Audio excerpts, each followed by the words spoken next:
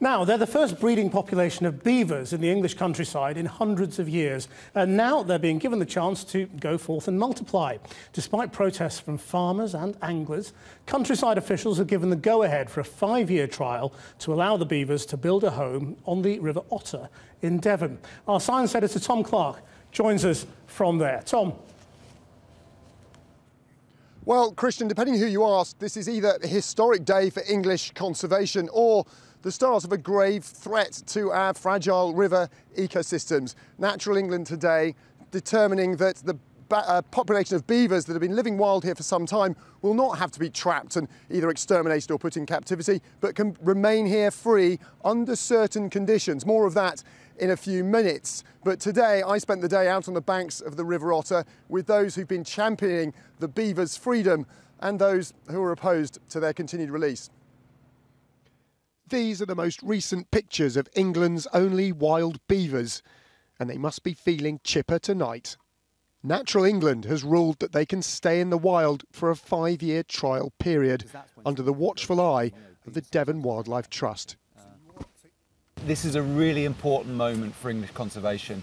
It also means that the beavers that are living on this river system, that the community has come to love, get at least another 5 years here, and we can study the impact they have. For months, their future hung in the balance. Last year, Ch4 decided they should be trapped, maybe destroyed, because they hadn't been legally released and could carry disease. Wildlife groups, the landowner and local people rallied to defend them. Meanwhile, the unwitting beavers got eager. 3 new kits emerged last summer. Last year, we met with Tom Buckley, a retired scientist whose camera traps helped confirm how many beavers were here and what impacts they were having on the environment. Now it's winter, the animals are less active, but their handiwork is hard to miss. I know that it took them well over a week going at it almost full time. Right. And there was 2 adult beavers taking it in shifts. As far as Buckley and other experts are concerned, the impact beavers have on the river ecosystem only improves it, attracting other wildlife and people. Yes, we're talking beaver tourism. It definitely is a draw already. I've met people and shown them around where the beavers are, from not just throughout Britain, but from throughout the world. And they've come specifically here, staying in the area, just to try and catch a glimpse of our beavers. And some have been very lucky, and they have done. Do you think we're going to be lucky? No. Sorry. We sat and watched and waited. If they were there, we didn't see them, but instead a group of men on a canoeing trip.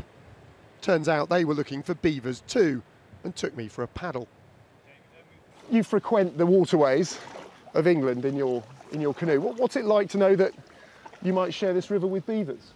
I think it's fantastically exciting.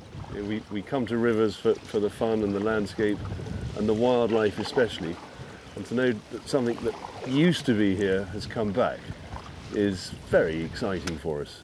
But many of England's 4 million anglers think beavers could cause lasting damage to already fragile rivers and fish stocks. Here in Devon, you've got 6 definite, maybe 10 animals. They could have been here for 5 years. It's not like they've taken over the whole of the south of England. Absolutely not. But it's when those numbers come to a critical mass. And you think they will? I think they will, yes. And this is one particular project. There are other projects in the pipeline where people want to do this. It's natural they will move around. Yeah. It's natural they will breed. But these beavers are now free, and that makes today quite historic. The animals haven't officially lived in England for centuries.